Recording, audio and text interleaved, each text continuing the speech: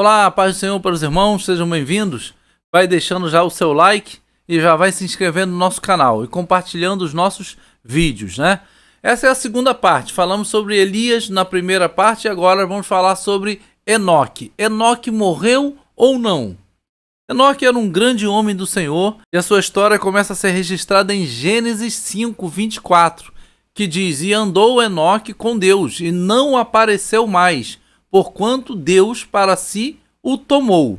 Enoque também aparece no livro de Hebreus, capítulo 11, onde tem o relato dos heróis da fé. Aqui o seu nome está diretamente escrito no versículo 5. Pela fé, Enoque foi trasladado para não ver a morte, e não foi achado, porque Deus o trasladara, visto como antes da sua trasladação alcançou o testemunho de que agradara a Deus.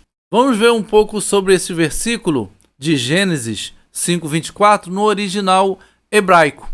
Aqui está dizendo: E andou Enoque com Deus e não se viu mais, porquanto Deus para si o tomou. Não se viu mais é a mesma aqui de não apareceu mais, né? E aqui ele vai dizer que a palavra original aqui é vereinenu. Em hebraico, não sei se é assim que se pronuncia, né? Mas vamos falar dessa forma. Vereinenu. Ele não é. Ou seja, ele não foi visto mais. Ele não apareceu mais. E agora nós vamos ver essa mesma palavra no seu contexto em Jó capítulo 24, versículo 24. Aqui Jó está falando sobre os ímpios. E ele diz: por um pouco se alçam e logo desaparecem. A palavra desaparecem aqui é vereinenu, como está marcado aqui para os irmãos verem. São abatidos, encerrados como todos os outros e cortados como as pontas das espigas. Esse contexto aqui, essas palavras, são sendo usadas para morte, né? É desarraigar, ser cortado, ser retirado como as pontas das espigas. É o mesmo sentido, eles são mortos. Então a mesma palavra desaparecem aqui está sendo usada num contexto para morte. Então, andou Enoque com Deus e não se viu mais? Podemos entender com esse mesmo sentido de Jó, não se viu mais porque ele morreu.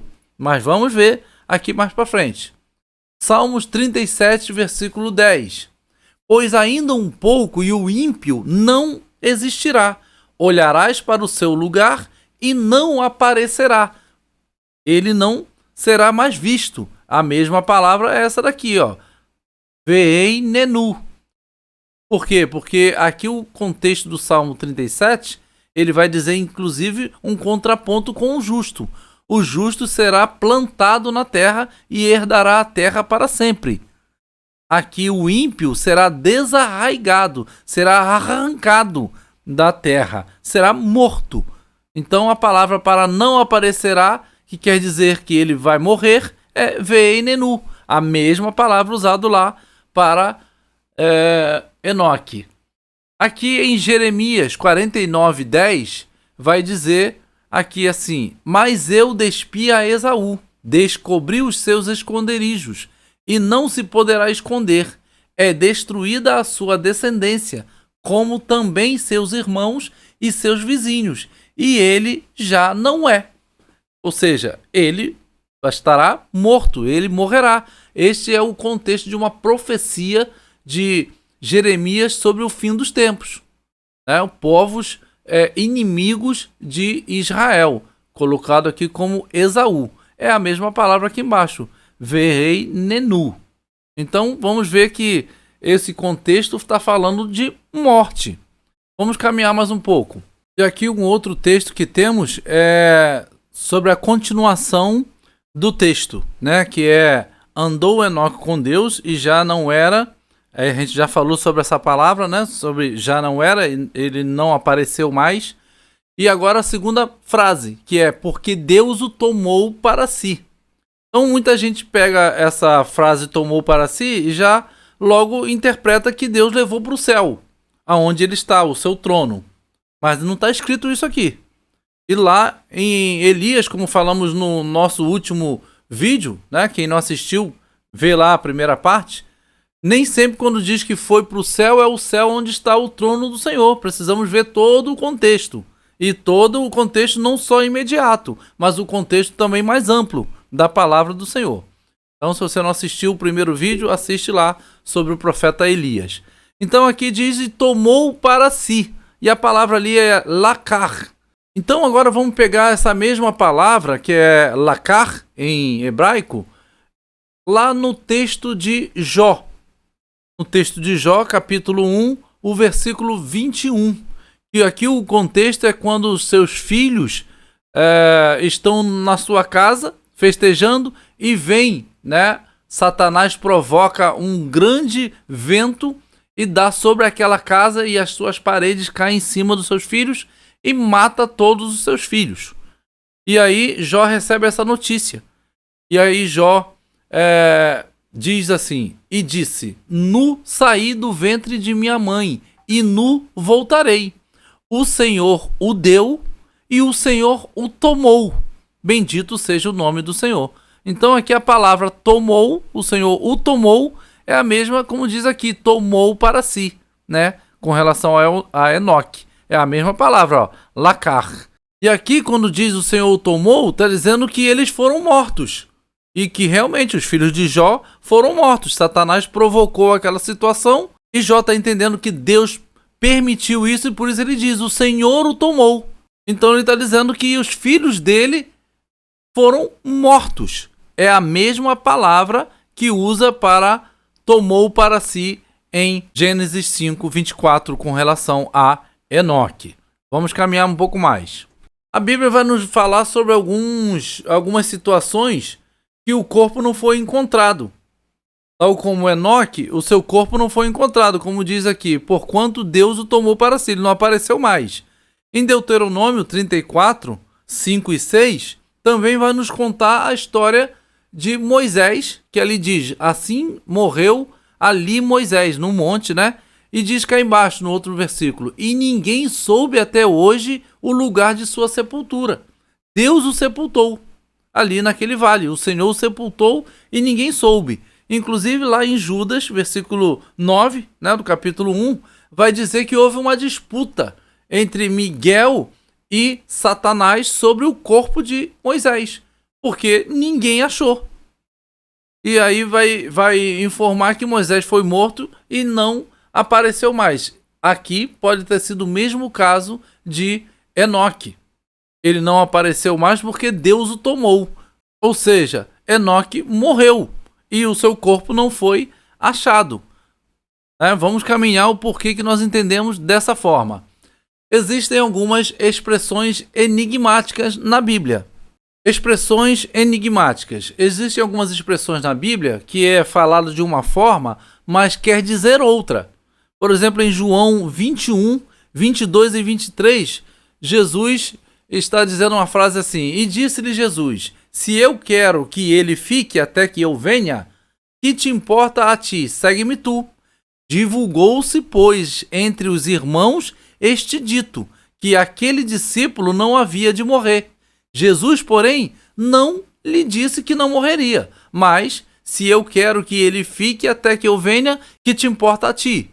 Ou seja, aqui Jesus estava dizendo que João não morreria? Não, Jesus não está falando isso, no entanto que o texto fala bem isso aí, mas eles entenderam sim. Ou seja, aqui os discípulos, por essa frase de Jesus, entenderam que João não morreria. Ele ficaria eterno, sem passar pela morte. Mas o texto mesmo se explica e diz, Jesus, porém, não lhe disse que não morreria. Mas, se eu quero que ele fique até que eu venha, que te importa a ti? Entendo aqui que Jesus estava falando que Jesus viria a João na ilha de Patmos. Jesus viria ter com João já glorificado para passar o Apocalipse. Mas aqui eles estavam entendendo tudo o contrário, porque foi uma expressão meio enigmática de Jesus. Jesus não entrou em detalhes. Marcos 10, 28 a 30. E Pedro começou a dizer-lhe, eis que nós deixamos tudo e te seguimos. Pedro estava falando ali, do que ele ia receber, já que eles deixaram tudo, deixaram as redes, pesca, tudo, E Jesus respondendo disse: em verdade vos digo que ninguém há que tenha deixado casa, ou irmãos, ou irmãs, ou pai, ou mãe, ou mulher, ou filhos, ou campos, por amor de mim e do evangelho, que não receba 100 vezes tanto já neste tempo, em casas, e irmãos, e irmãs, e mães, e filhos, e campos, com perseguições, e no século futuro a vida eterna. Aí eu faço uma pergunta a você. A gente ouvindo isso daqui, a gente vai entender o quê? Que eles iam ter 100 casas, já que Pedro deixou ali as redes, deixou o seu trabalho, algo material. Então aqui Jesus está respondendo: mas você vai ter 100 vezes mais, já nesse tempo, aqui ainda nessa vida, em casas. Ué, Pedro teve 100 casas? Pedro teve um condomínio de casas? Pedro teve 100 campos? De que Jesus estava falando aqui? As casas que Jesus estava falando somos nós mesmos, que Pedro alcançou, porque não há registro que Pedro montou uma rede de condomínios com 100 casas, com campos e tudo mais. Ficou milionário. A Bíblia não diz isso, né? Então, casas, irmãos, irmãs, mães. Pedro teve 100 mães. Não tem como, né? Então, aqui está falando da seara, da pregação do evangelho, que Pedro seria pescadores de homem e ele alcançaria ainda nesta vida, com as suas pregações, muitas casas espirituais, muitos irmãos, muitas irmãs, muitas mães. Jesus falou: minha mãe e meus irmãos é o que faz a minha vontade. É disso que Jesus está falando para Pedro. Mas se alguém lê diretamente uma expressão dessa, vai dizer que Jesus estava falando de coisas materiais, prosperidade financeira nesse mundo. São expressões enigmáticas da Bíblia. João 6, 51, 53. Jesus diz que é o pão da vida que desceu do céu e que alguém deveria, todo mundo, comer da sua carne, né? O contexto é esse. E aí os judeus disseram: como pode dar-nos a sua carne a comer? Pensaram que estava falando do seu próprio corpo físico, né? Da sua mão, dos seus pés. Pensavam que estava falando disso, mas Jesus estava falando espiritualmente. São expressões enigmáticas, né? Que a gente precisa saber colocá-las no seu contexto. Tal como o grande homem da lei, Nicodemos, não entendeu quando Jesus disse que ele teria que nascer de novo. Ele pensou que tinha que entrar no ventre da mãe novamente. Expressão enigmática que Jesus usou, né? Assim acontece nos textos que nós estamos estudando sobre Elias e sobre Enoque. Agora chegamos aqui ao texto de Hebreus 11, versículo 5, que vai falar de Enoque, que diz: pela fé Enoque foi trasladado para não ver a morte, e não foi achado, porque Deus o trasladara, visto como antes da sua trasladação alcançou o testemunho de que agradara a Deus. Veja que aqui em cima está dizendo que ele foi trasladado para não ver a morte. Mas aqui embaixo, o autor, no versículo 13, ele diz que todos estes quem? Estes que ele está citando no capítulo 11. Seja acima, seja depois. Todos estes morreram na fé, sem terem recebido as promessas, mas vendo-as de longe e crendo-as e abraçando-as, confessaram que eram estrangeiros e peregrinos na terra. Então, como harmonizar num mesmo texto que diz que um foi trasladado para não ver a morte e diz aqui embaixo que todos morreram? Não fala todos exceto Enoque, não fala isso. Fala que todos. Então, a gente tem que compreender o texto ali, como falamos, né, num contexto imediato e num contexto mais amplo. E nós vamos ter que comparar também esse texto de Enoque com o mesmo texto de João 3,13 que nós falamos com respeito a Elias. É a mesma situação, que vai dizer que ninguém subiu ao céu, senão aquele que de lá desceu, o Filho do Homem. Né? E ali Jesus embaixo vai dizer que nós somos de baixo, nós somos aqui da terra, e ele é do alto, ele é do céu, né? E nós somos desse mundo e ele não é deste mundo, fazendo uma separação das nossas características, das nossas matérias, né? E aqui ele está dizendo: ninguém subiu ao céu. E a gente novamente fala, não está dizendo ninguém exceto Enoque. Ninguém subiu. né? Tal como lá no próprio texto de Hebreus vai dizer que todos morreram, não diz todos exceto Enoque. Então, como entender esse versículo 5? Pela fé, Enoque foi trasladado para não ver a morte. Existe um entendimento de que seria um livramento para ele não ser morto por alguém que o estaria perseguindo. Repito, é um entendimento de alguns, né? Eu acho até interessante esse entendimento, porque pelo menos nos dá uma explicação do que seria para não ver a morte. Ele estaria tendo uma perseguição, né, a vida dele, e ele estaria se isolando, e Deus ali teria o trasladado para ele não passar por uma morte violenta ali pelos seus compatriotas, né, e contemporâneos. Por quê que a gente pode achar isso interessante? Porque o texto mesmo de Hebreus vai dizer que todos morreram. Então Enoque está envolvido nesse todos. E também lá o texto de João 3,13, que vai nos dizer que ninguém subiu ao céu. Então esses dois textos já são suficientes para nos dar esse indicativo. E para encerrarmos, o texto de Hebreus vai dizer, versículo 39 e 40 do capítulo 11. E todos estes, tendo tido testemunho pela fé, não alcançaram a promessa, provendo Deus alguma coisa melhor a nosso respeito, para que eles sem nós não fossem aperfeiçoados. Que promessa era essa? Atos 2, 30, 38 e 39 vai nos dizer: sendo, pois, profeta, e sabendo que Deus lhe havia prometido com juramento que do fruto dos seus lombos, segundo a carne, levantaria o Cristo para o assentar sobre o seu trono, aqui está falando de Davi, né? O profeta Davi, o rei Davi como profeta. Pedro está chamando ele de profeta. E ele continua dizendo: e disse-lhes Pedro, arrependei-vos, e cada um de vós seja batizado em nome de Jesus Cristo, em remissão de pecados, e recebereis o dom do Espírito Santo, porque a promessa vos diz respeito a vós e a vossos filhos, e a todos os que estão longe, a todos quantos Deus, nosso Senhor, chamar. Então, a promessa que eles não alcançaram era a vinda de Jesus, a sua primeira vinda, né, no seu ministério, e o derramado do Espírito Santo sobre todos naquela época, sobre todo ser humano, não só sobre sacerdotes, não só sobre profetas, mas sobre todos. Essa era a promessa que caiu sobre eles ali no dia de Pentecostes. Bom, uma observação que a gente quer deixar aqui com relação ao que falamos, né, no primeiro estudo sobre Elias e aqui também sobre Enoque, sobre a questão de Hebreus 9, 27, que diz que o homem está determinado, morrer uma só vez e depois disso ver o juízo. Na Bíblia, sabemos que tem casos de pessoas que foram ressuscitadas, né? Tanto no Antigo Testamento quanto no Novo. Porém, essas pessoas morreram de novo, né? E o único que ressuscitou e não morreu novamente foi Jesus Cristo, que ele é a primícia dos que dormem, né? Aqueles que vai ressuscitar para a eternidade.